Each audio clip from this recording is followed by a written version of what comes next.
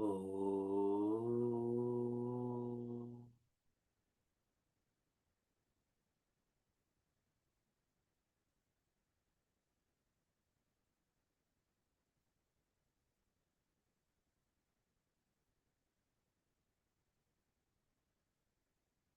Oh.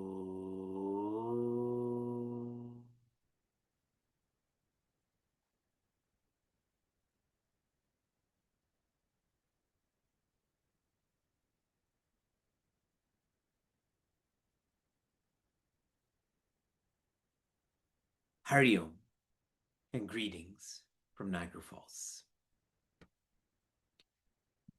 When you look at a mirror, you're looking at a mirror, but you're actually seeing your reflection.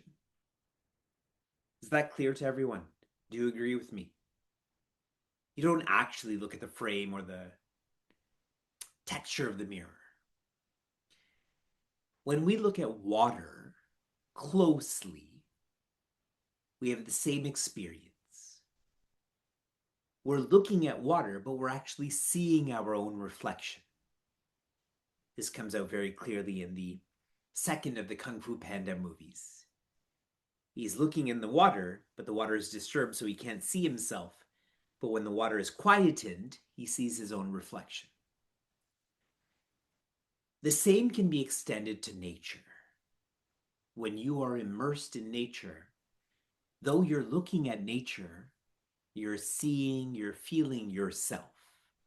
How many of you agree by show of hands? Because most of us are not biologists and horticulturalists, etc., but we see and feel ourselves, and specifically our capital N nature. This is part of the reason why we have our Loving Earth Sangha. Part of the reason is our own enlightenment. Maybe that's 50%, and the other 50% is to love our earth the way our earth loves us. And a great way to do this is to understand what our maps of self-development, what our personal guides have shared about nature, about water. And so in 2026, our Loving Earth Sangha is tuning into Ganga Stotram. Ganga Stotram is a song, it is a praise of the river Ganga, of Bhagavati Ganga. And I'm checking in with all of you in the chat. What is the purpose of prayer? Why should we pray? Please share with me. I forgot. I told you it's been a long day. Our air conditioning is not working. So I need your help right now. It is to be quieter. When we are quieter, we come to know more outside and specifically more inside. Just like with water, correct? When water is very rough, you can't see what's the water bed, and you definitely can't see your reflection. But when the water becomes quieter, you can see the bed of that river and you can see yourself. So Ganga Sotram is about quietening ourselves so that we can know ourselves. I'm going to chant, I'm going to sing the first 5 verses of Ganga Sotram because we've explored these relatively enough. It's never enough, but relatively enough. If you know this, then you can sing and chant with me. Devi Sureshwari Bhagavati Gange Tribhuvana Tarini Tarala Tarange Shankara Mauli Viharini Vimale Mama Matirastam Tava Pada Kamale Bhagirati Sukadayini Mata Tava Jala Mahima Nigame Kyata Naham Jane Tava Mahimanam Pahi Kripamai Mamajnanam Haripada Padya Tarange Nigange Himavida Mukta Dhavala Tarange Turi Kurumum mama dushkrati bharam kuru kripaya bhavasagara param tava jalam amalam yena nipitam paramapadam khalu tena grihitam matar gange tvayo bhakta kilatam drashtam nayamashakta patito dharini janavi gange Khandita girivara mandita bhange Bhishma janani he munivara kanye Patit nivarini tribhuvana dhanye. Joy. Sharing a dominant teaching from each of these verses. We start with verse 1, obviously. In verse 1, Bhagavati Ganga is described by many names, and the most powerful being, Tarini. She is the one who helps us go through Dvaita to divinity. Built into Dvaita is difficulty, but she helps us to transcend this to feel divinity. In the second verse, we share, Na aham jane. We just don't know. We don't know the physical river Ganga. We definitely don't know the metaphysical Bhagavati Ganga. And it's important to accept that we don't know this, because by doing so, we become more open. Otherwise, we become more defensive. In the third verse, Dushkriti Duri. We are engaged in a lot of Dushkrita. We're Dushkriti. We're those who do that which is, let's say, wrong actions with the wrong attitudes. And so this becomes a weight on us. But Duri, the one who makes this far away from us, the one who helps us not to be weighed down by regrets of the past. In verse 4, Yaha Bhaktaha, the one who's trying to know you, trying to feel you, then what happens? Na Yama Shakta, then the semi-god of death has no power over us. This shows that Bhagavati Ganga is not a semi-god, she's an omni-god. And for many of us, we studied Moha, Mudgara, or Bhajagovindam together. There's a really lovely verse that ends with Na Yamena Charcha, which means the one who's engaged in sadhana or centering practices, then they don't have to discuss. They don't have to go to court with the semi-god Yama. They're way, way, way past this. Finally, in verse 5, that's the last verse that we explored, she is, or she experienced patita. Patita means she's fallen. Fallen for who? Patita, those who have fallen, meaning us. If you ever see someone who drops something or falls, maybe the majority of people kind of just look and walk away. But if I've dropped something or fallen and you bend down to help me pick up my phone or help me to pick up my body, this is what she's done for us. We have fallen from our nature, and she has descended from her metaphysical nature to become physical for us. These are the first 5 verses to quieten ourselves so that we know ourselves. We continue into 6 and 7. That's what should have been studied in the last time we gathered, which is April 19th. And we're going to try really hard to go into 8, 9, and 10. So are all of you awake right now? How many cups of coffee did you have? Okay, I'm moving into verse 6.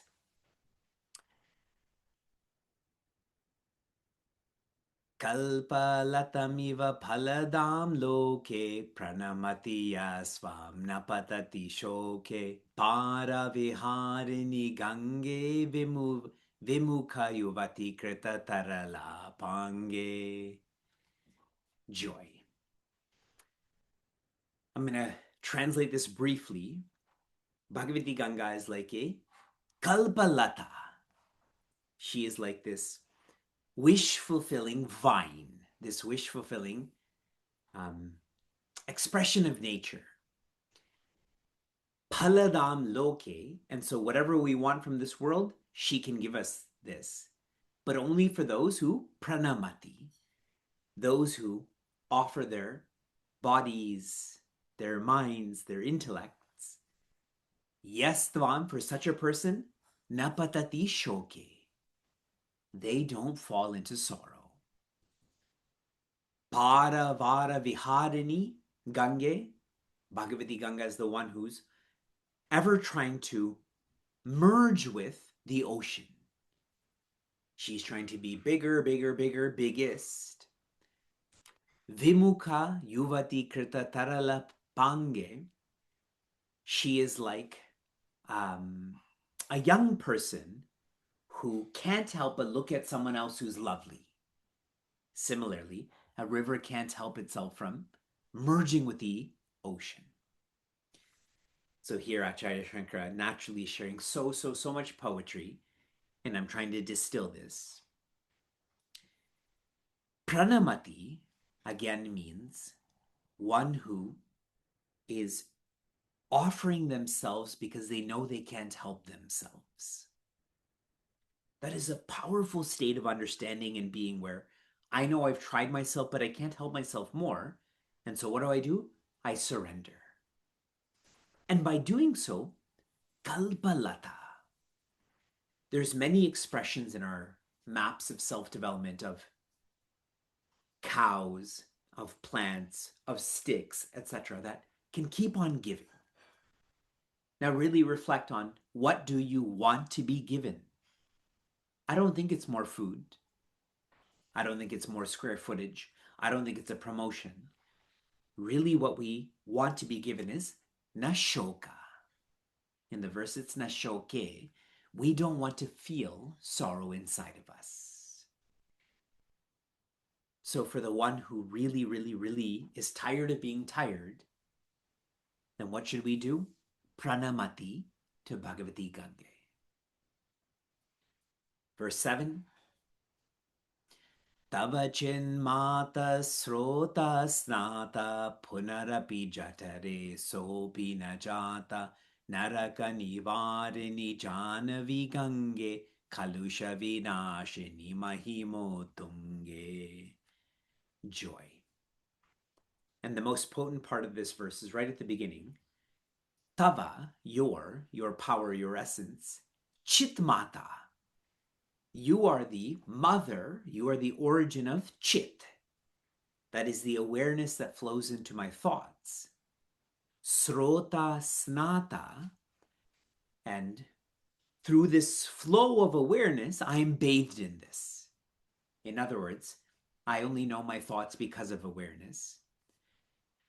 For the one who actually feels this, punarapi jatare, to be again in the womb, saha api najata, one is no longer put into a womb, one is no longer bound and born again. One is free of all of this.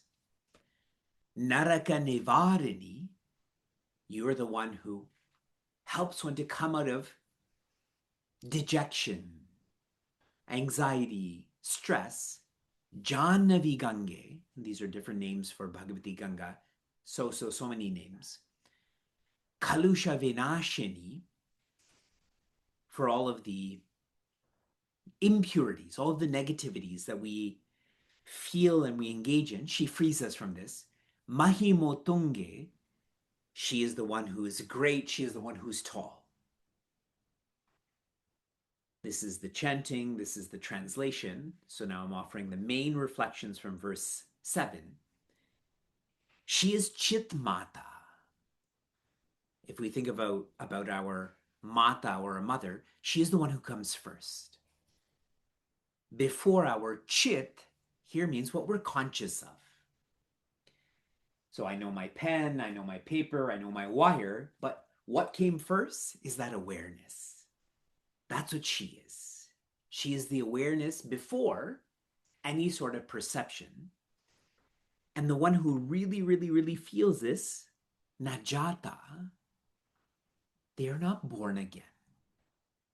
The implication of this is being born again is auxiliary. They know their nature, which is beyond birth. Like if I pay attention to me and my cup, so there's awareness and there's cup. What's more important? Awareness. So now just extend this to Vivek being born again. What's more important? Awareness. If I'm tuned into awareness as being more important, then I don't become a cup again. Weird example, but I hope you get it. And in the second line, what is shared is Vinashini. She's the one who destroys. She destroys what? Nivarini.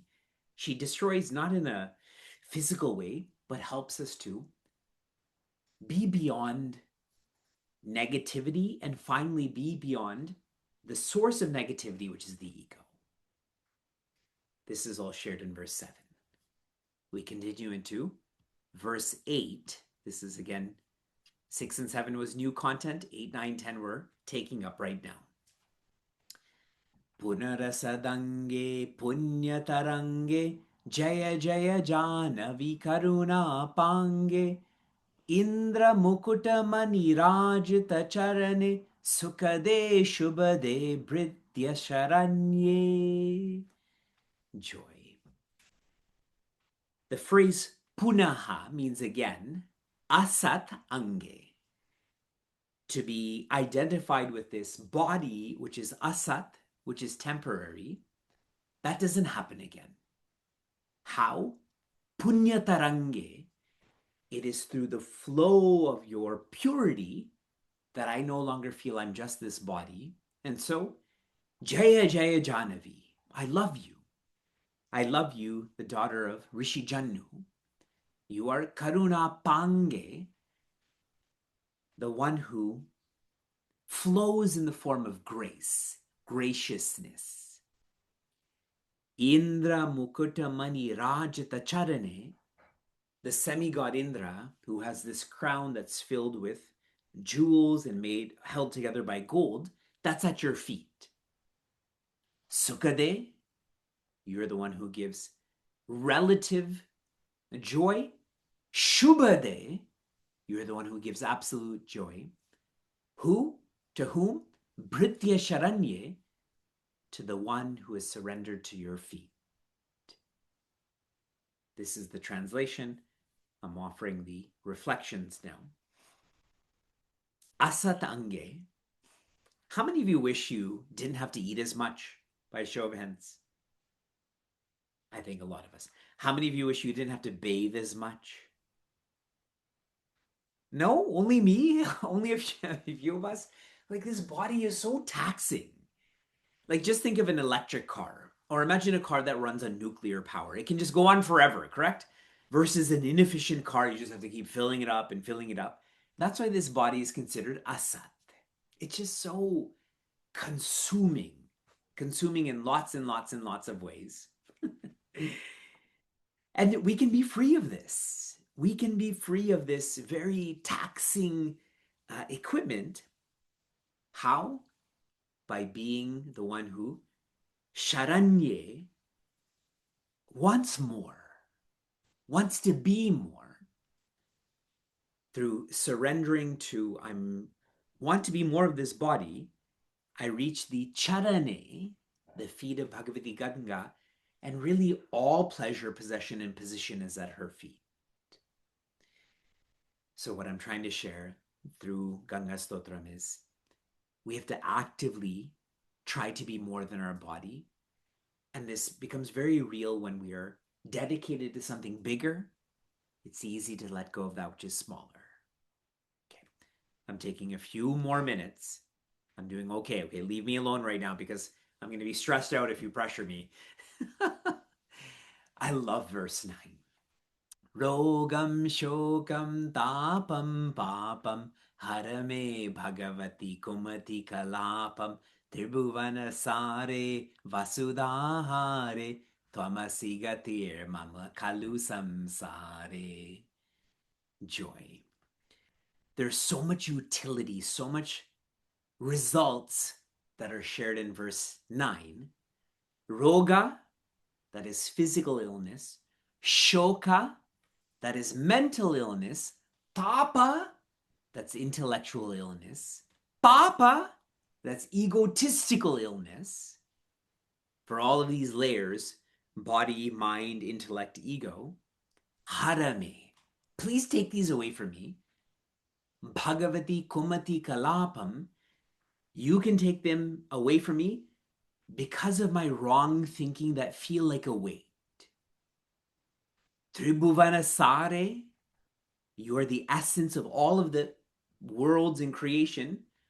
Vasudhahare, you're the one who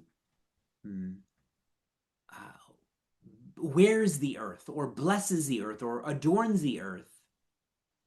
Twamasi gatir mama kalu samsare, and only you are the one who can be my support in all of this change. Okay, chanted, translated. Here are some reflections. Can you share with me how we start to feel physical, mental, intellectual, egotistical illnesses? It comes from kumati. It comes from wrong association, which leads to wrong attitudes. And she is the one who can help us find an outlet into right association with right attitudes. Then what happens? Even though we're living in samsara, we feel sada. The word Sarah has come from Sada. I say that all the time. Many people tell me like their daughter-in-law's name is Sada, and I like it, even though it's technically in their passport Sarah, but they call it Sarah, and I like it. So I just keep saying Sarah as well. And what's important about this is we tend to make joy context-based. Like it's summer right now, so I'm happy. And when it's winter, I'm not going to be happy. But really, in samsara, there is a training to tune into that which is important or context independent. One more verse. Verse 10. Alakhanande paramanande kuru karuna mai kataravande tava tata nikate yasya nivasa kaluve kunde tasya nivasa. Joy. Alakhananda, that is a river that flows into the Bhagavati Ganga. Paramananda, and this immersion leads to the maximum joy. Kuru karunamai, please, the one who is most compassionate, be compassionate on me. Kataravandye, this means someone who is helpless but trying to be helped. Tava tata nikate, those who are close to your banks, yasya nivasa, and they live there, indeed, kalu, Vaikunta tasya nivasa, really they live in Vaikunta. Explaining this, Kataravandye means someone who's realized that they can't help themselves, but they need that which is bigger, they need that which is beyond. So Vandye, they live in a way that's very dedicated. And by doing so, what happens is they start to feel closer and closer and closer to this oneness. That's the importance of the Alakhananda and other rivers joining Bhagavati Gange. And in the second line, I love this very much. Those who live close to the Ganga are really living close to Vaikunta.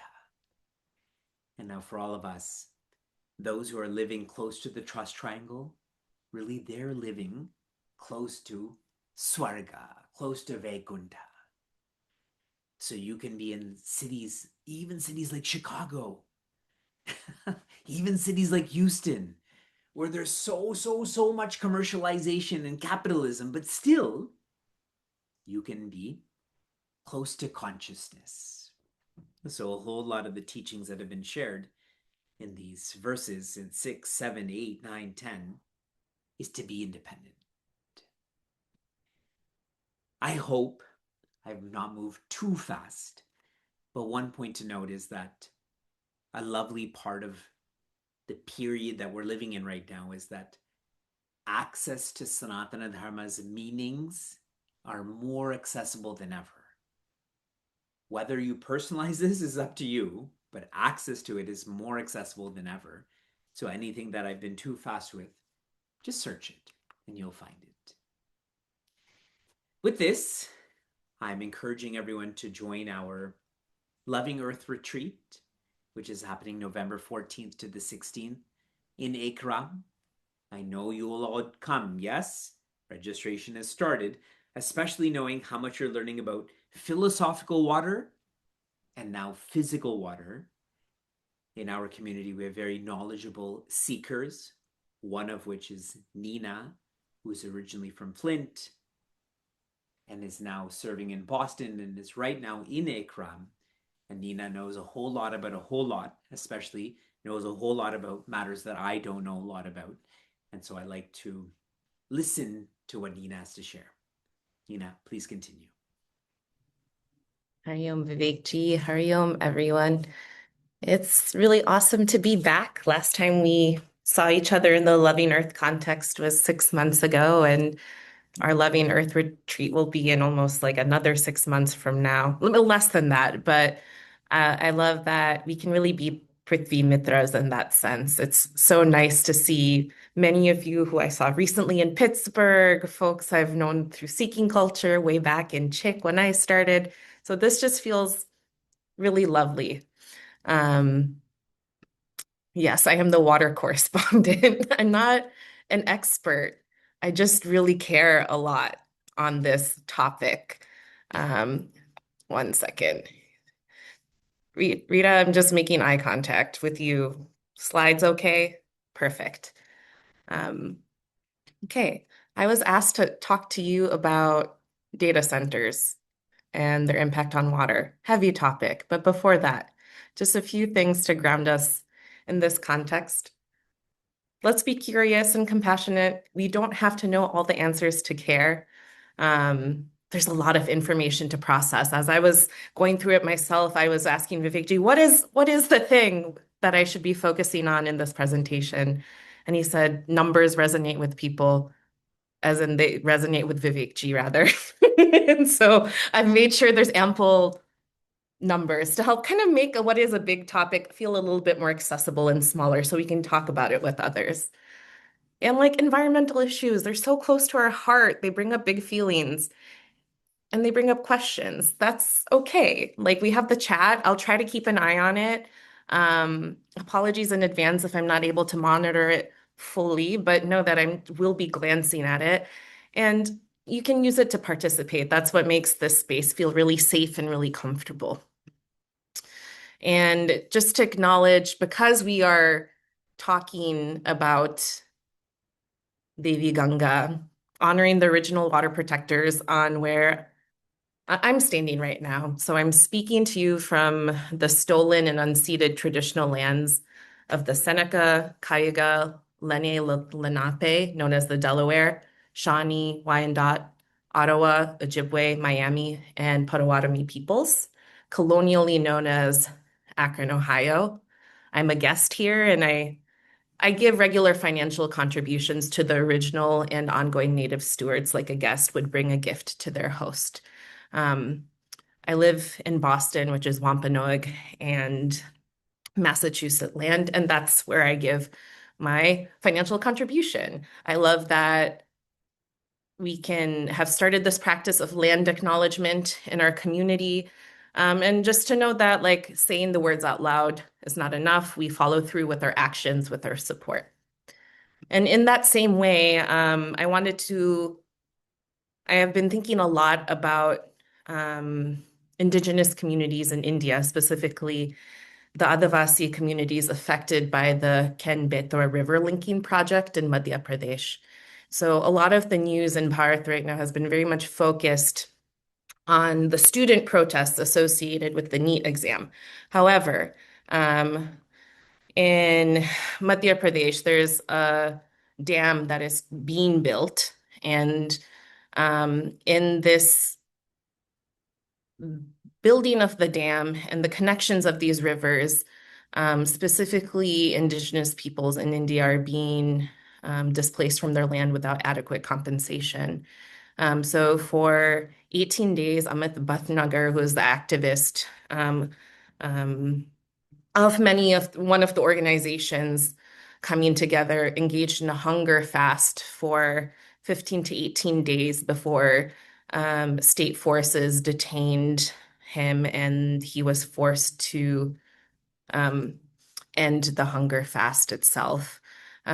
Also, during this time, state actors gathered the protesters, many of whom were Devis, as you can see here, and sent them back to their homes. But the protests that you see depicted here is they were immersed in the water, and some of the men were actually on what looked like crosses, kind of standing in the water.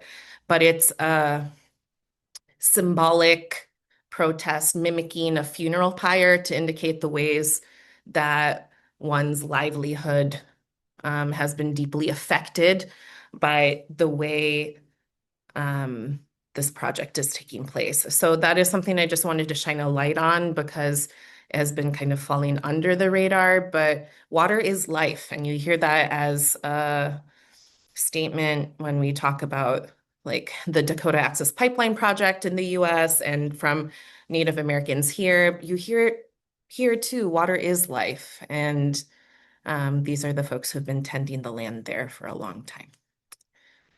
But moving forward, I just wanted to call back to something that we talked about in January, which is this one on data centers. It's going to be about active hope in a lot of ways. And realizing that like hope is a discipline, it's something, as Miriam Kaba, this abolitionist activist, has shared, it's not just a feeling, it takes a lot of work. Kind of what we learn in our community with Vivek Ji is it's not just about knowing theory or being able to chant some verses, is like, do we know what that means? And are we actually following through? It's not living just in our head, it's in our hearts and our hands. So I want us to like hold that spirit as we talk about this topic. And if I'm moving through too fast at any point, do like chime in the chat. I'm okay, I'm just trying to be mindful of that. Okay, just to make sure we're sharing some language. It's getting thrown around a lot. What is even a data center, right? Um, Data centers are pretty common. They've existed for a significant amount of time, but the conversation's evolving. So we have conventional data centers. So think cloud storage for your photos or for streaming video. Like this meeting's being recorded on Zoom, it's being saved to cloud. Our hosts of the meeting see that when, and you see it blinking up top.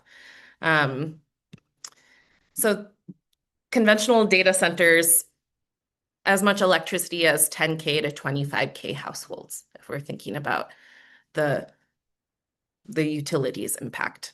And you're going to see me dance through a lot of other resources other than water, but like think of this as an ecosystem, okay? It's all very interconnected. The reason it's in the news a lot more now is what's called hyperscale data centers, okay? And apologies in advance if some of you already know this. We have a lot of experts in our community, but I just want to make sure we have some like shared language. Think AI in this case, Gemini, ChatGPT, Claude, Amazon, Meta, etc. There's a lot of other AI companies as well. These are some of like the words that you might have heard or used these applications yourself. Think about how this meeting is currently being transcribed. That's probably using AI right now. And the amount of electricity is 10 times as much, in that range, 4 to 10 times as much electricity as 10K homes. And one, just to make it a little bit clear, is like one planned Meta data center in Wyoming uses more electricity than all of the cities in Wyoming itself, right? Which is, it's a less densely populated state, but it's very stark, right? thinking of that. And then the way it connects to resources in a couple of different ways. So the main things I want you to think are the inputs, like specifically power, electricity, and water as well, and they serve different roles. So when we have a bunch of servers in a room and all these chips are going super fast, being very hardcore, et cetera, with all this technical jargon I will not explain, or nor can I explain rather, it gets really hot, right? And so that's where the water comes in. It cools down the machines in a couple of different ways. Sometimes it's through evaporative cooling, like the water is evaporating, and that makes things nice and chill. Sometimes there's a form of cooling that where the tech is like immersed in the water itself in a different way. And it's drawing electricity from our grids. So that's another factor to keep in mind when we're thinking about data centers and how it affects people and affects resources. So, okay. How are we feeling so far? Okay. Yes, cool. Now, I pulled out a couple of things that I find really, really impactful to think about when it comes to data centers and understanding why people are expressing concern or interest, right? Right. There is a lot of exploration of the economic possibilities. One is land. And I think it's actually good for us to zoom back to Bharat because we're studying Ganga Stotram. And in April 26, Google started construction of a $15 billion data center in Vizag. So that's the largest AI hub outside of the United States. And you can this is from an activist group, so you'll see that mention at the end of it, but this is an aerial shot of where construction has already started. And you can see how it's impacting the land. ఇనరా ఇనరా చెబుతాయి వరంగా మా పల్లె కథ గాలి నీరు అంతే స్వచ్ఛంగా మనిసున్న కథ పుట్టిన బిడ్డకు చెట్టుని నాటుకునే మనసున్న కథ మొక్కది మనిషిది ప్రాణం ఒక్కటనే మా అడవి కథ మా మంచి కోరే. So I just wanted to name that there's a really robust community of individuals responding to that. And just to highlight a couple things there, like it's near wildlife sanctuary. The permits were approved within 9 days and just called construction. And you can already see things being pulled out of the earth, like a very green area, right? I found that contrast very stark for myself as someone who's not been to that part of Andhra myself. So, and to put in further contrast, Visakhapatnam already has a drinking water deficit because of just in general, some of the growth happening in the area and the cooling AI that is needed for this infrastructure would require 2 out of every 5 liters of fresh water daily, right? So it's not a small impact, it's a long-term significant impact on fresh water, drinking water. Then, just to add another context in relationship to this specific land, is that 200 acres of this land for this Google Adani data center project was promised to landless Dalit families 57 years ago. And in the current context, and this is where we understand the Varna system in a very specific way through a study of the Srimad Bhagavad Gita, as we have done in Meaningful Mornings with Vivek Ji. And there's a realized way in which that has been tarnished and, how do I say this?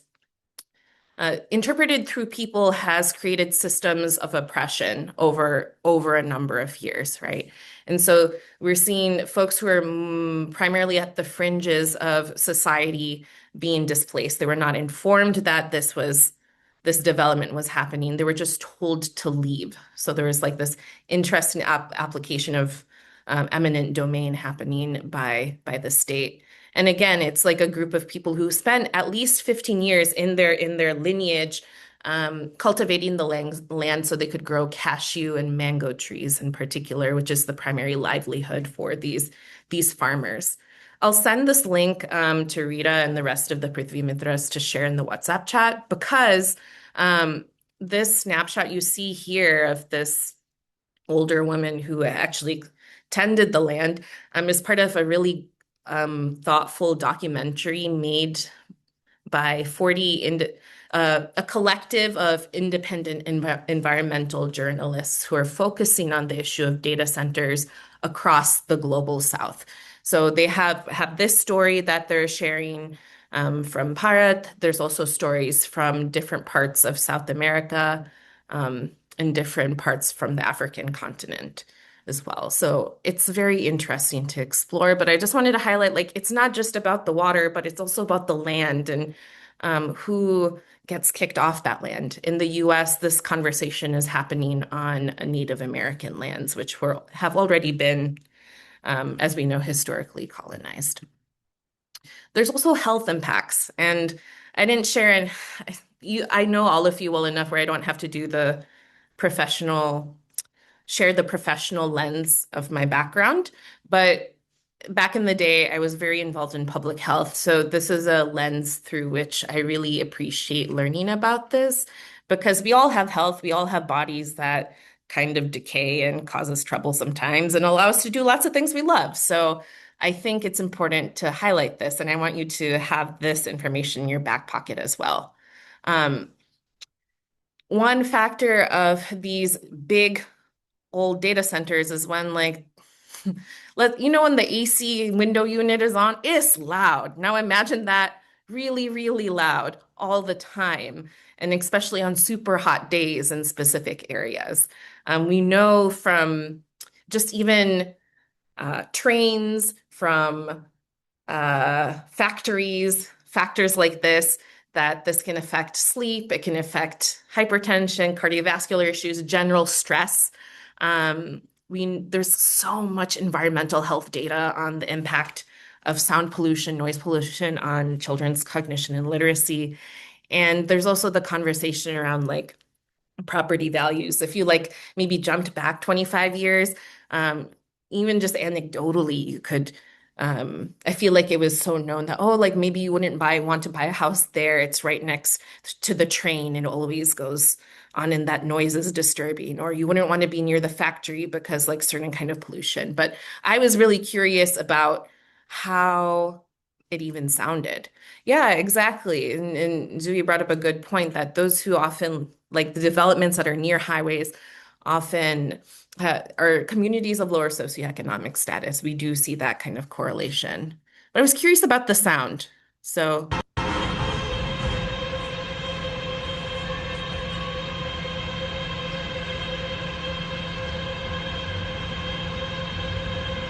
you can see it. Can you guys hear that at all? Yeah? Okay. Whoa. Even even just hearing it for a little bit, I'm like, can you imagine being on a call on Zoom for work and having that go in the background? I don't know. Maybe it doesn't feel as pleasant as a regular white noise machine per se. Yeah, 24/7. So this is some of the issues people are noticing with the construction of data centers. Data centers also affect the quality for air, specifically if they're powered by gas and if their backup diesel generators are used. And so sometimes communities say that, hey, you're taking too much electricity from the grid of residential consumers. We need you to need to go on the backup generators. And so this has issues with fine particulate matter, like the PM 2.5. Some of us are familiar with that because of the recent smog that we were all dealing with. And they're like saying mask up because you don't want to get particulate matter in your lungs. No amount is really safe or reversible. Nitrous oxide is another issue when it comes to diesel generators. So that is one thing that specifically public health epidemiologists are looking at. And it deepens existing environmental health qualities, kind of like what Zui had mentioned in the chat. And there was one study that I was looking at that was showing that communities of color within 1 mile of such data centers face worse air pollution than other communities near data centers and the typical median community in the country. This is to say that like race does have a big impact on exposure to this. And this is because historically in the United States, certain communities didn't have access to the same lines of credit. And I mean, faced actual discrimination in the real estate process, such that you see them like kind of clustered. Like if you look at like Boston, if you look at Akron, actually, like you can see where the redlining occurred because of this historical basis. And then you also see then now you see some of the factories and data centers being built in really specific communities. So it's a continuation of a lot longer story related to health.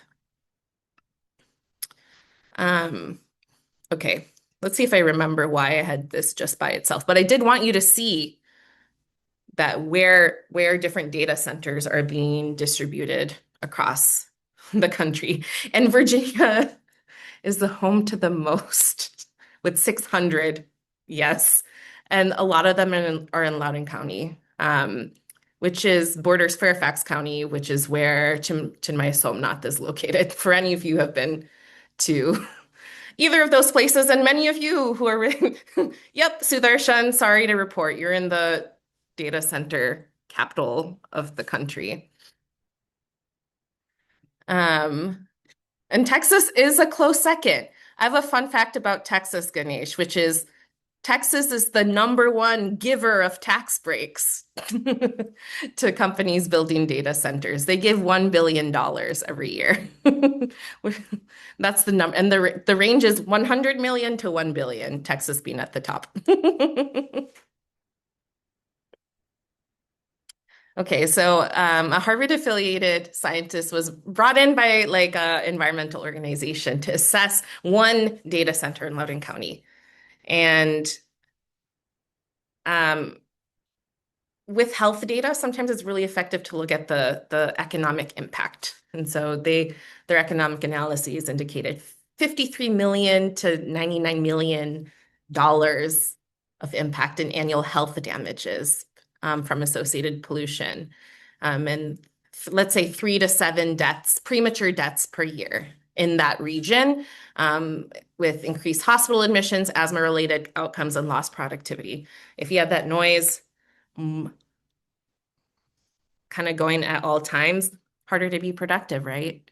If you have particulate matter in there and that's what you're breathing all the time, okay, asthma, right? And then also the layers of like hypertension and cardiac issues that we were mentioning too. So just holding, and this is just in one place, and it has this is one of the highest impacts that have been witnessed or like predicted. Let's say this is just an analysis, right? Because of how densely populated Loudoun County is. So imagine that in other densely populated areas as well. But also to say that even if a place isn't densely populated, people shouldn't be, we're hoping that people are not dying early because of data center related health issues. Then there's the energy cost, really, really cheerful stuff. Okay. 56% of electricity consumed by data centers comes from fossil fuels. And the carbon intensity, which means like the amount of carbon dioxide per, oh my gosh, per unit of electricity is 40% higher than the national average. Eek, eek, eek, eek. I mean, the perk is the other percent that we're not seeing, right? is coming from sources like solar and wind. So I want to name that, like people are actively talking about this, but it's more expensive and it's not happening fast enough. And this is where we're thinking about short-term thinking, long-term thinking. And then some of the things, what we need right now. Okay. I'm going to jump through some of this. I don't know about you. I live in Boston. I've noticed my utilities gone up in the last couple of years. You might have noticed that too. It is inflation, yes. It is our power grid that desperately needs revamping, yes. It also is data center related, because commercial issues are like kind of driving commercial use of electricity is like a little bit higher than residential. And let's say in Virginia, again, data center capital of the US, data centers accounted for almost 40% of all electricity used in 2024. Okay. I know, like Zui said, if to do stuff on Canva, like I don't know, is this worth it? I struggle. Okay, data centers. This is comparing 2025 and projected 2028. Each red box that you see is 1 gigawatt. And that's the power, I'm like, oh my gosh, my brain got stuck. The power demand of 1 million homes. So each red block you see is the power demand of 1 million homes. So when we say 150 of those, that's 150 million homes. That's a lot of homes, both currently and projected. Sometimes I find the visuals a little bit more helpful to communicate some of the text. And the big issue here is transparency. I promise there's like good things that are also happening in this space, but I think it's important to know some of the base, like what are some of the facts that you can have in your back pocket. Back to Virginia. In the 31 Virginia communities with existing or proposed data center negotiations, 25 were covered by NDAs. So those are non-disclosure agreements. That means a lot of officials are unable to actually talk about these projects or get information on their impact on water and electricity resources. That's kind of a big issue if you're thinking of building something that's pretty tactile and tangible near a school or a community, right? Like there's not a lot of data out there. A lot of companies are not sharing it. And that makes it really tricky for like scientists to do estimations, but then it's a little shady. I'm gonna say that. And this is where the tax breaks things come in. A lot of 36 states have economic development subsidies specifically for data center projects, whether it comes to like property taxes, when it comes to sales taxes, different layers of subsidies that they're providing. 36 states are documented providing. Only 11 of these states share which companies receive them. Of those 11 states, only 5 disclose how much money they're providing, like the worth of the subsidy. And then none clearly report what the number of jobs promised and the number of jobs actually created. So you can find some information out there, but it's not like the state is actually reporting that.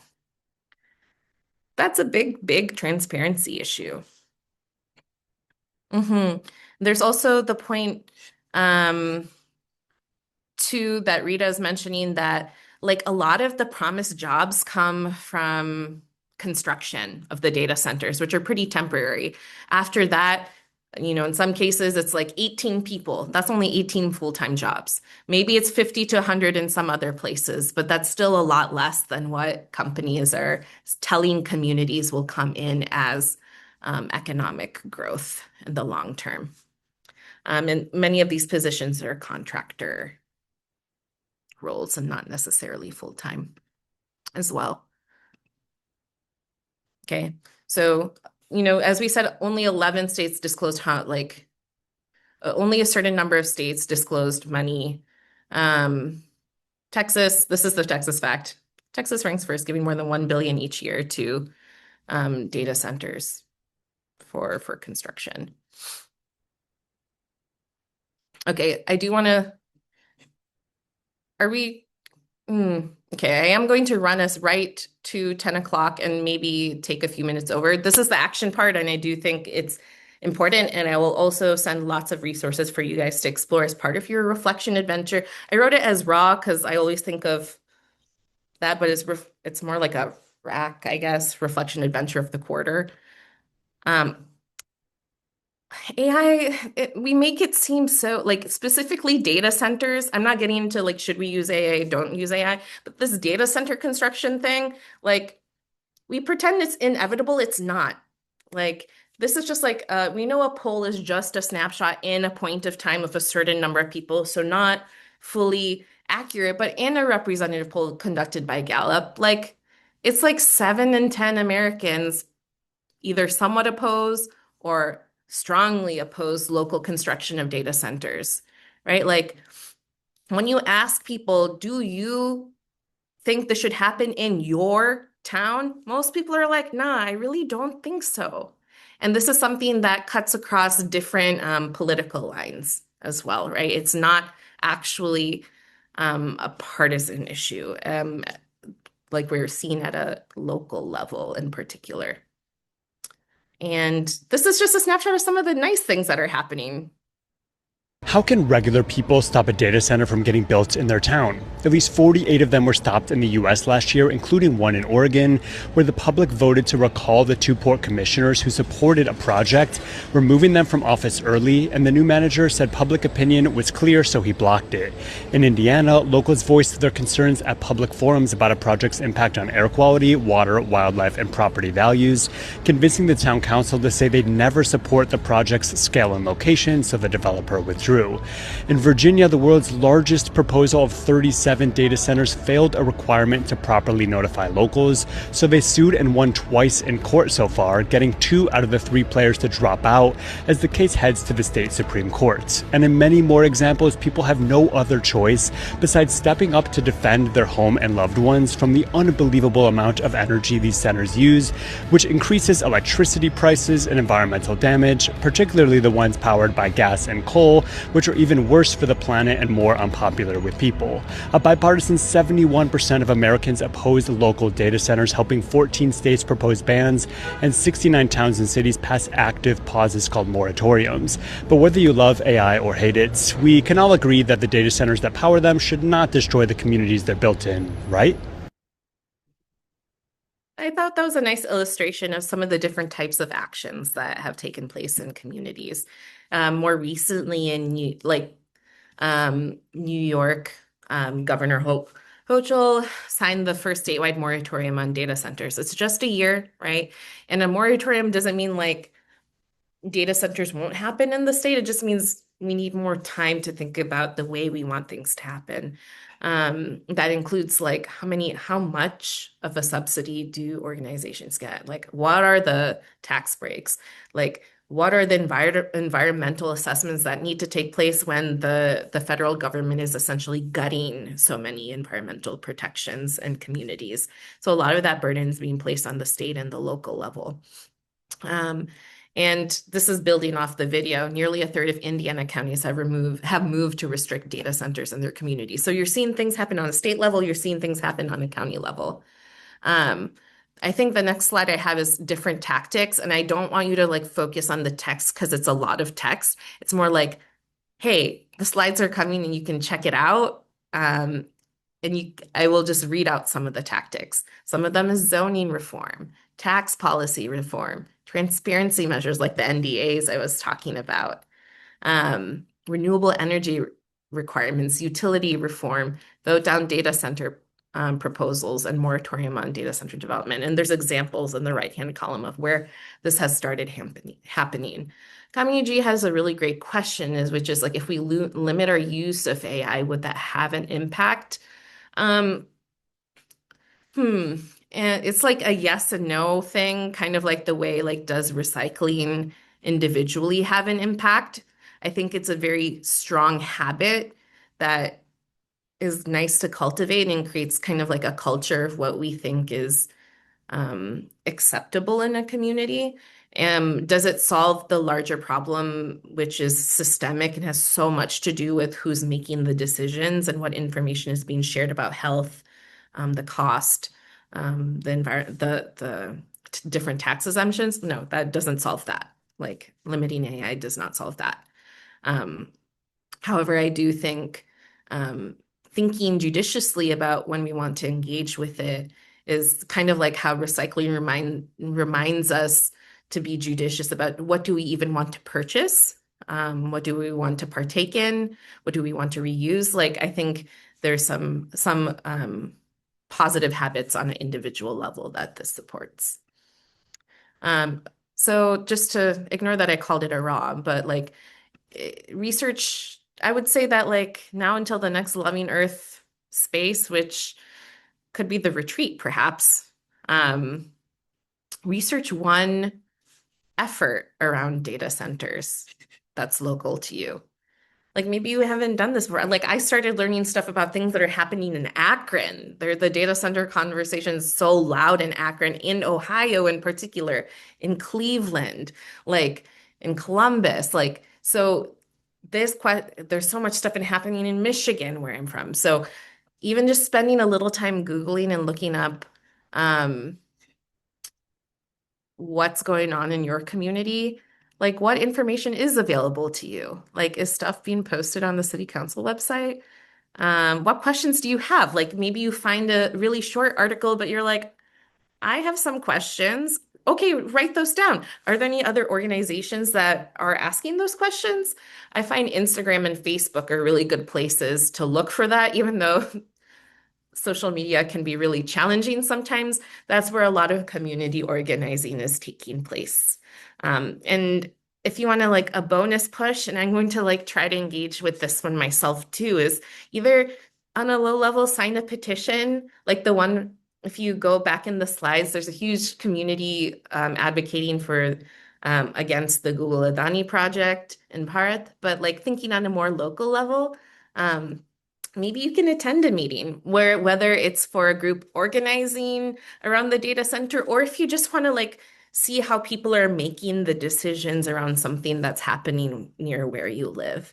And if there isn't a data center being built in a county near you, that's a weird, strange ad. So, like, know that it's happening near Life Gurukula in Akron. So all of us will be here in this space in some months, as Vivekji strongly emphasized. So we can be curious about what is happening here. Okay. There's a